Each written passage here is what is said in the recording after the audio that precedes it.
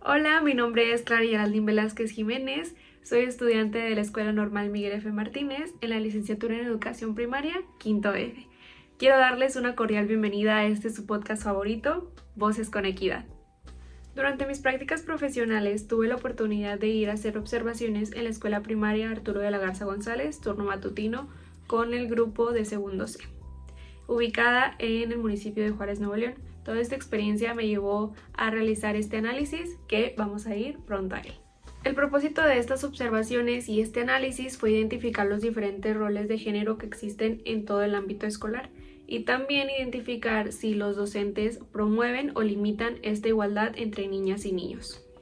A través de esta experiencia quise observar en pequeños lugares donde los alumnos suelen estar más, ver cómo ellos se desenvuelven y cómo es la relación entre docente-alumno o alumno-alumno. Desde el primer día noté que el grupo era muy participativo, muy colaborativo, había mucho respeto y mucho compañerismo sobre todo, y no se notaban esos roles de género, y eso me hizo darme cuenta que la maestra titular también hacía un excelente trabajo dentro de todas estas observaciones, porque ella incluso hacía que los niños se sintieran incluidos, todos por igual, no hacía distinciones y que a su manera trataran de participar sin que hubiera como tal una barrera. Sin embargo, cuando yo salía a hacer prácticas con mis niños en las banquitas de la escuela, había un grupo de grados mayores en educación física.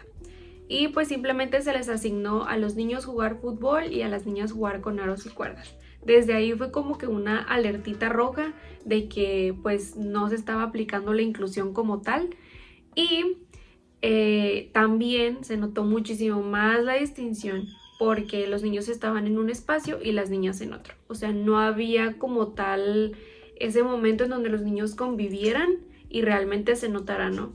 Al ser grados mayores, nosotros como docentes tenemos que hablarles acerca del género, tenemos que hablarles acerca de su importancia y que como tal no existen roles, ¿sabes? La sociedad te los impone y tú decides qué es lo que haces conforme te sientas cómodo o cómoda.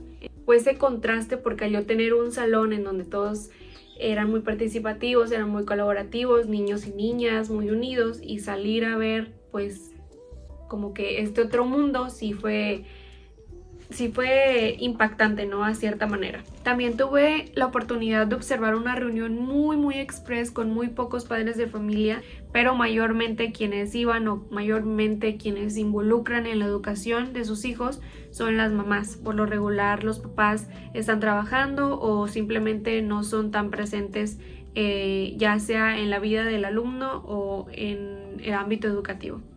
Y pues esto solo refuerza la idea de la responsabilidad tan grande que recae en las madres de familia. Pues es algo que debe de ser de dos, que ambos se deben de involucrar en la educación de sus hijos y no simplemente que recaiga en la madre de familia.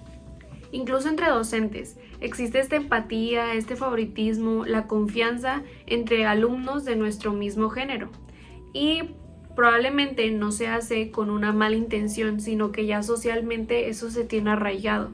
Y justamente ahí está el reto como ser docente. Tenemos que estar conscientes y no llevar esos pensamientos a nuestra práctica profesional.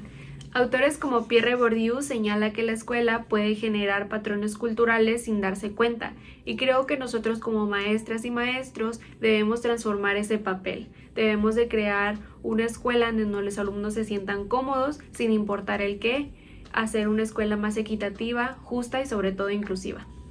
Después de esta experiencia comprendí que promover la igualdad de género no solo es no discriminar, sino crear espacios en donde todas y todos los alumnos se sientan cómodos, se sientan respetados, se expresen libremente y quieran ser ellos mismos sin importar el qué. Como futura docente deseo crear esas estrategias en donde los alumnos no tengan que experimentar la desigualdad de género, que haya espacios en donde se sientan realmente cómodos y seguros, crear un lenguaje realmente inclusivo y que sobre todo se sientan respetados y que puedan expresarse sin importar lo que sea, que no haya etiquetas, que siempre se aplique la equidad.